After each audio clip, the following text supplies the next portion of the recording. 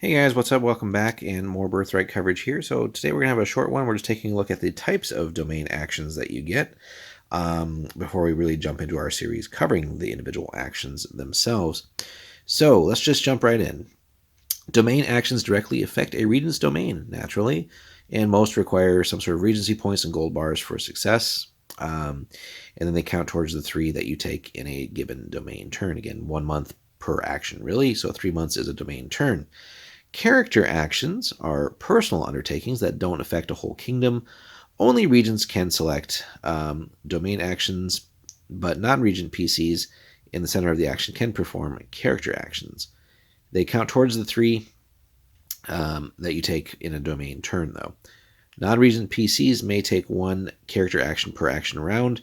The DM should review the character actions and determine whether he wishes to bar any actions from non-regents. Non-regents should base their initiative on their kingdom affiliation. In the absence of such, they can just roll initiative. So, free actions is a fun one because these will be used a lot. So they don't count towards your 3 actions, and getting the most out of them is going to be crucial. But they do count against a non-regent PC's 3 actions.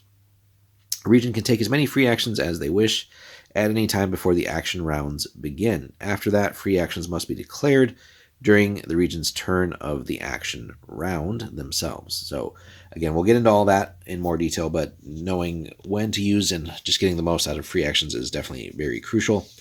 Realm actions are just like similar to realm spells that could affect more than 1 province or the whole realm itself.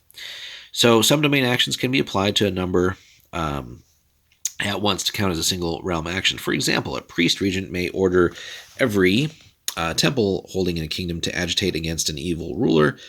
A regent attempting to affect multiple provinces with the same action does have to meet all the gold and regency costs for those provinces, though, and that can get pretty pricey. The priest would have to pay a minimum of 3 gold and 3 regency points to agitate in 3 provinces at once, as an example. Realm action can be targeted at any or all provinces in a single realm, or at any or all holdings in a single province.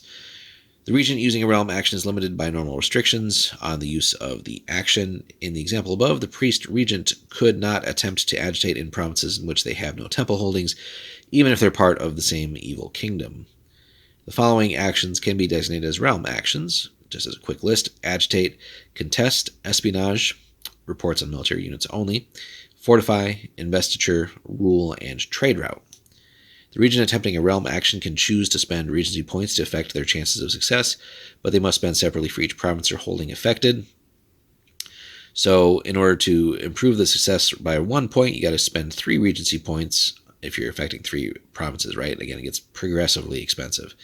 Each action is bid and counterbid normally and resolved with its own success roll. So keep that in mind. You might say, let's say you're building a longer trade route or even a longer road, as an example, just, and then each you might be able to build a large chunk of that, but somebody is just going to maybe just, they don't want it going through their province, or it's getting too close to their, like a neighboring kingdom or something like that. And then they might just screw you over on one crucial step of that. And you might have to separately work at it again. So, but that is where a lot of these little storylines can develop, and side stories and things like that. And they could lead to some interesting role-playing and quests and stuff like that. But that is just a very quick snapshot of that. But those are your different types of domain actions as far as, again, that big level overview of those. The individual ones will start in our following series. So drop us a comment, guys, what you think on these different actions. What are your favorite types to use? And just overall thoughts on the Birthright running a domain system so far.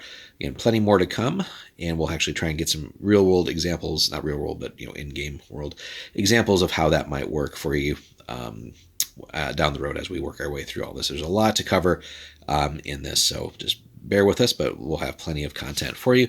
Like, subscribe, and comment, and we'll see you in the next one.